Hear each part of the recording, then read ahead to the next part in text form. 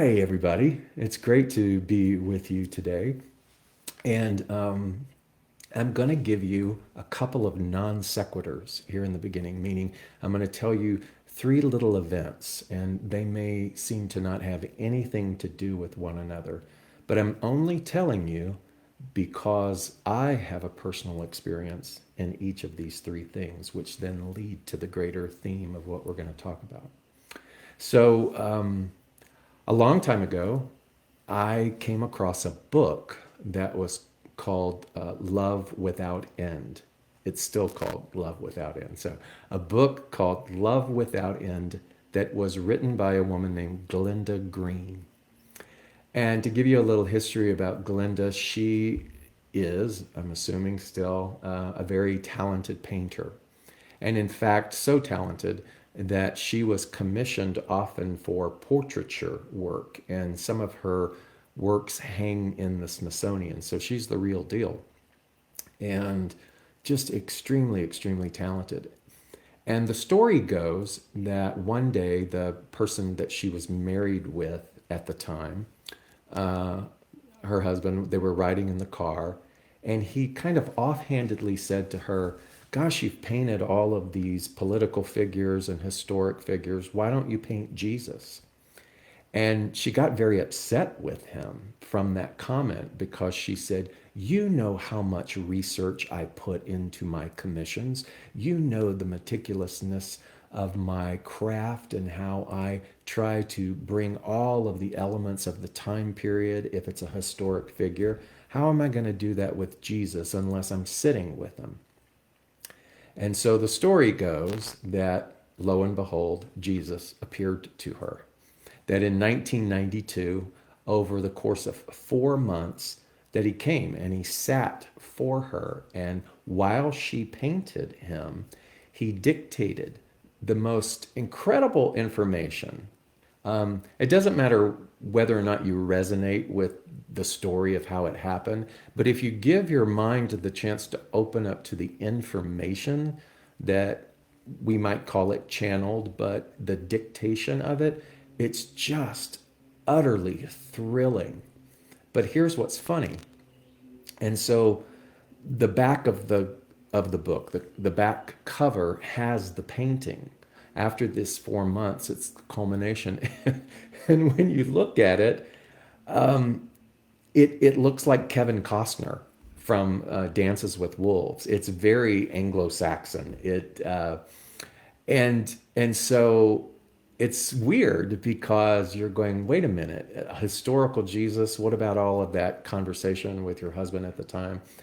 And so one of the things is that through the psyche of Glenda, that's what Jesus looks like.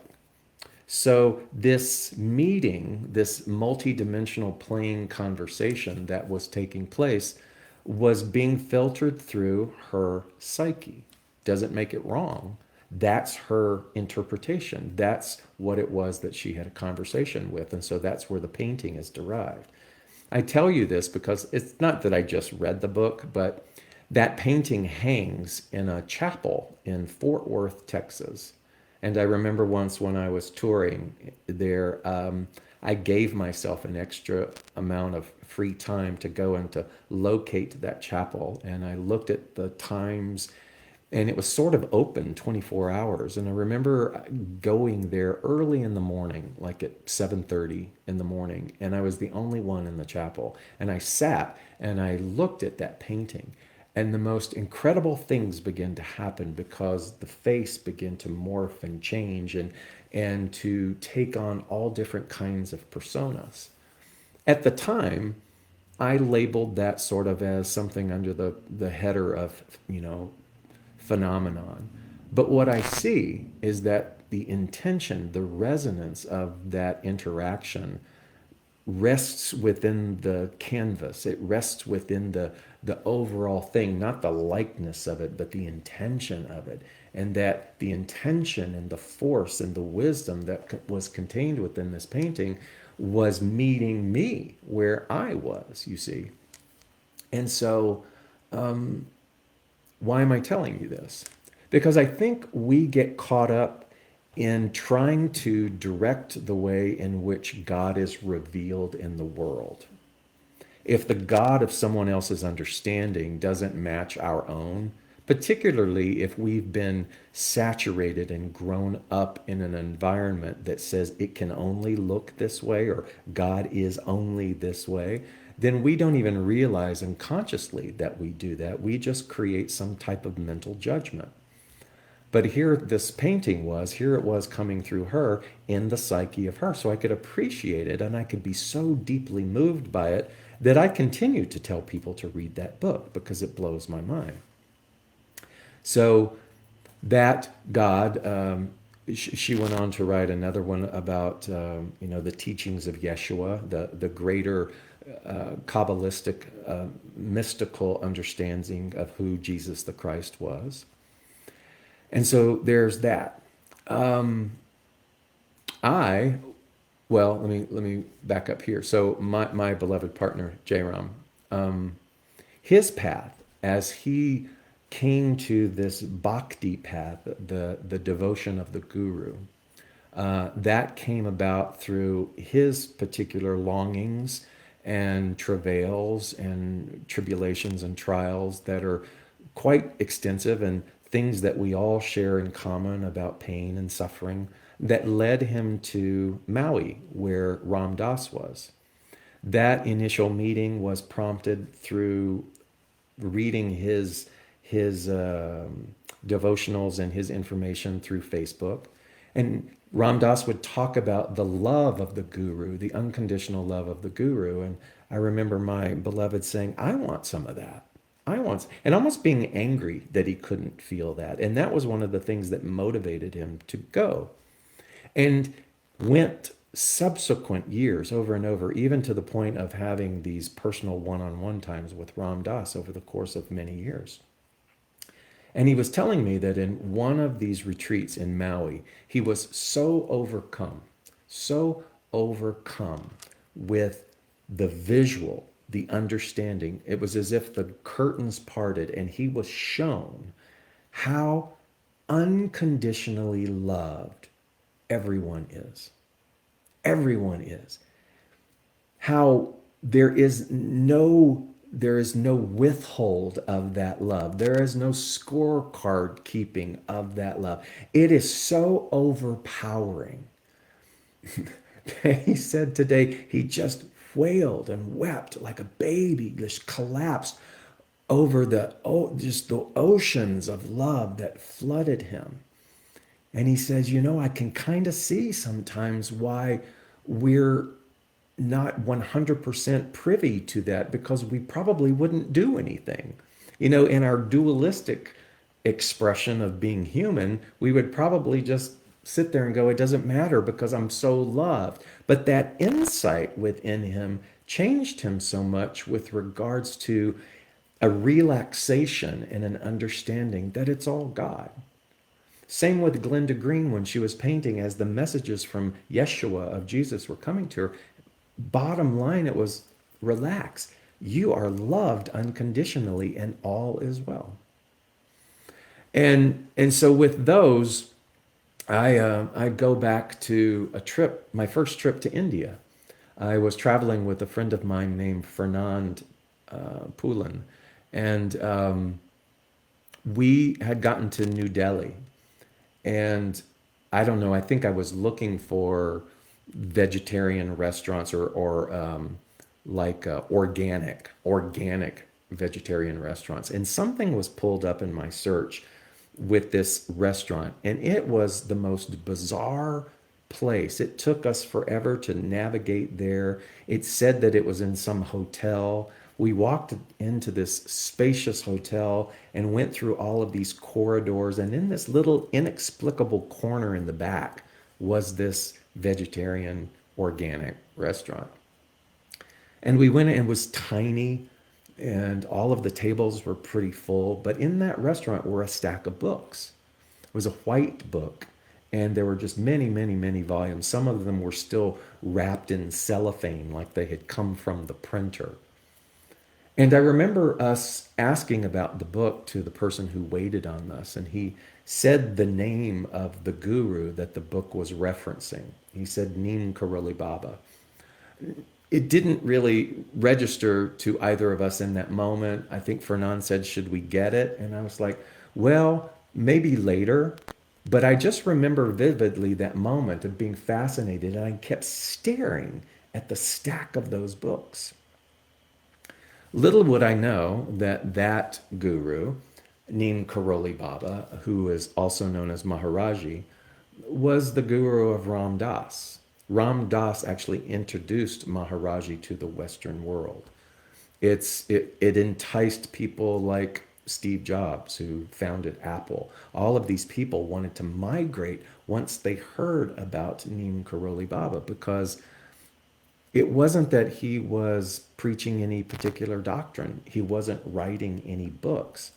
He was, in some fumbled, crude way to define it, an actualized being, which didn't look that way, as he was this very large man wrapped in a blanket sitting on a tucket in India, and people were just gravitated to him. Well, it turns out that that's what the book was about. That was the guru. That's the guru of Ram Dass. That ends up being the guru of my partner. And all of a sudden, when we meet, I'm seeing the face of this man all over the place. I'm thinking about him, I'm researching him, I'm becoming more and more fascinated by him, but I still feel like I'm a little bit of an outsider because I didn't have much exposure to the bhakti world. My exposure in my lengthy devotion and intellectual study was all around the science of mind, around New Thought, about the teachings of Ernest Holmes and the New Thought movement that had begun with the transcendentalists in North America, such as Walt Whitman and Ralph Waldo Emerson. And it wasn't that those two paths were diametrically opposed. There was many beautiful symmetries. It's just that the language was different. Mine was far more intellectual, far more cerebral, where the bhakti tradition is just, it's all heart. It's just an explosive heart, very much like the experience that my beloved had. And so for 2+ years now that we've been together, I stare at the picture of Maharaji every day. And I participate in, chant in kirtan all the time now, because that's such a big part of that practice. I've been to Maui, I've been to the retreat. I've always loved Ram Dass. And yet I've carried within this mindset of mind, I wonder if I really understand, or if Maharaji is my path. But I felt this longing. And so another element is that when I was the leader at Spiritual Living Center of Atlanta for many years, one of my great members that came every week, her and her partner came every week, would sit up on the front, was the best friend of my partner when they grew up in Michigan. Best friends, hung out all the time. This woman would always say to my partner, you got to come to Spiritual Living Center of Atlanta. You know, come here, David. I think you'll enjoy it. He never came. He never came. Not like he was like, I don't want to do that. It was just like, it just didn't work out. And we've talked about that, and we thought, isn't that funny? Because maybe if you had come, it would have influenced somehow your perception of me. As our relationship developed and we were moving out of our respective homes to move in together, the last thing that he looked at in his home was his old desk drawer. And when he opened the desk drawer, there was a CD of a Sunday talk by me that had sat in his drawer. So why am I telling you all of this? Because a couple of days ago, I read something about Maharaji, about Neem Karoli Baba, that sort of made my whole window of understanding open up. It solidified within me that peace that all of us are trying to find and cultivate. And the peace was from the white book that had been stacked in that vegetarian, organic Indian restaurant in Delhi. And the book is called It All Abides in Love by someone named Jairam Ransom. And it says, you aren't meeting Maharaji in physical form. Even the people who were with Maharaji when he was in the manifested physical form of Neem Karoli Baba weren't meeting him that way. You are meeting Maharaji on another plane, a higher level of consciousness. That is where Maharaji has gotten a hold of you. It's not required that you do anything to be a member. In fact, it is the opposite. You just simply notice the Leela, or in other words, the interaction of the dance, and wonder what's happening. Boy, was that spot on. I'm like, what's happening here? What's pulling me here?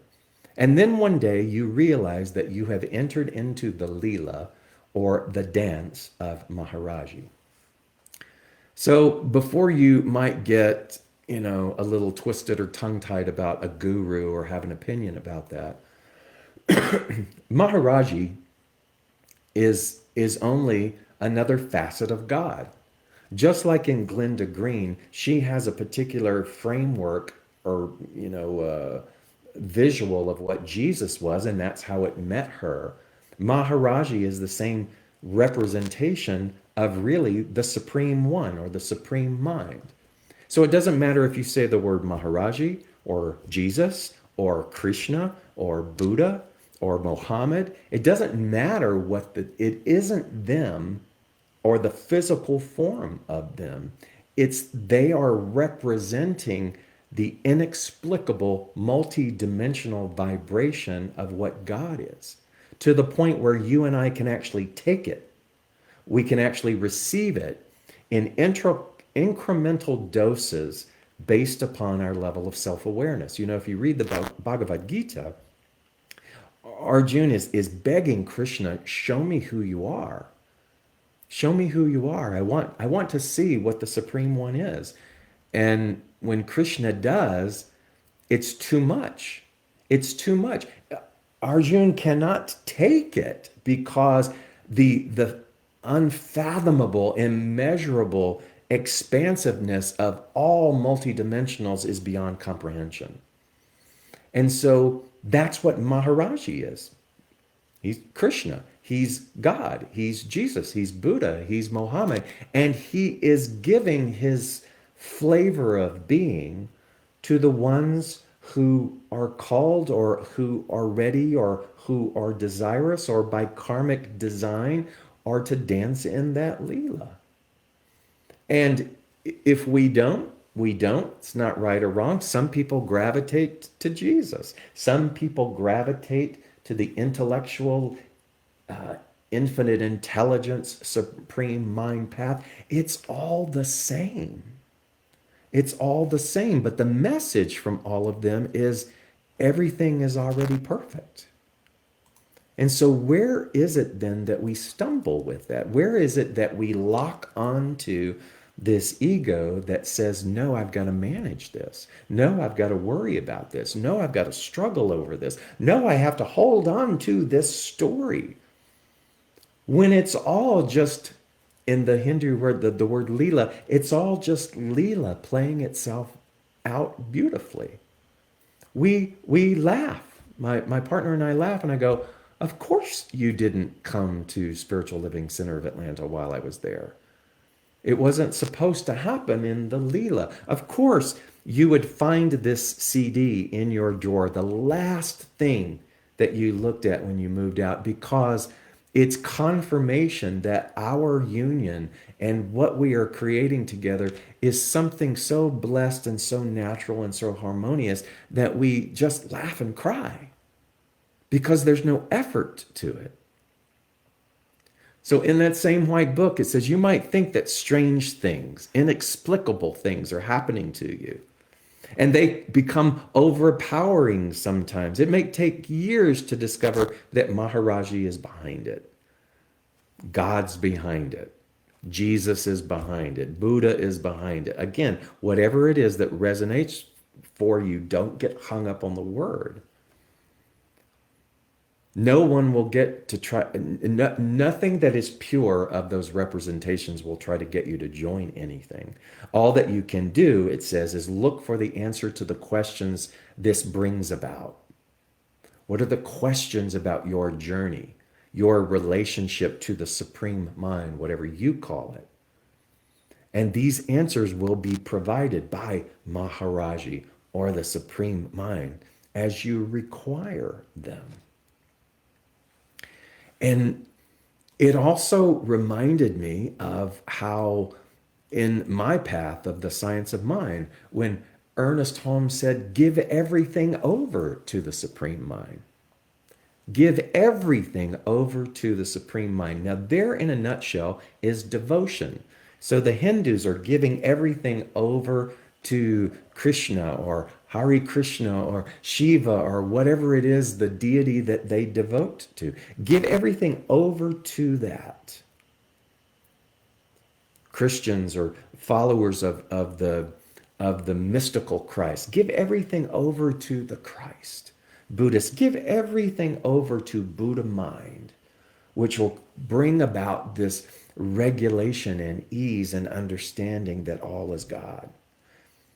Mohammed, give everything over to Mohammed. Let your devotion pour out from you, again, in terms of whatever it is that is calling you, whatever Leela that you are dancing to, right? So Ernest Holmes says, give everything over to Supreme Mind. And this, one of my favorite things from the science of mind, daily, try to see more and to understand more, to feel every day that you are especially looked after. That you are especially looked after. And I don't know what it was that happened the other day when I was reading the excerpt from the white book that had been in the restaurant. But it goes on to say, you might say, how did life get to be so weird? Maybe it was the photograph of Maharaji that you looked at. That photograph also saw you. Maharaji looked into your heart and saw that you were ready to know about the next steps. Maybe Maharaji visited you one day or talked with you on the street or anywhere, really. Maybe in your anguish about something, your inner consciousness called out to a greater consciousness. And it says, after you become conscious of Maharaji, after you become conscious of God, conscious that a greater pure force of love and goodness has you, you wonder what others could possibly be thinking or how they could get caught through the days or how they perceive what they are doing in this life without them. That's devotion. I share that with you today because something has quieted. The pursuit has quieted. The agony of the what ifs has quieted. And I know now, really, that as I move forward, it doesn't mean that I'm not engaged. I'm going to Cambodia in a few weeks. I still don't know whether or not there's a guarantee that I will get in. But my anxiousness about that has quieted. There's a trust now. I get to practice every day, like Ernest Holmes said, that I am especially looked after. And all of a sudden, I start to see I don't need to get pulled into that. I don't need to mandate or oversee that. All that is required for me is to live this devotional life, to be the voice, the mouthpiece, the heart, to feed people, to love people, to serve people in a way that isn't about what can they do for me, but to allow the expansiveness that I have yet to even begin to grasp to work through me. As my partner had that overpowering awareness that threw him to his knees, and he sobbed and he sobbed and he sobbed, not out of sorrow, but out of overcoming joy at how there was never any way that we will ever be unloved. So, my friends, you're perfect. You're fine. You are loved.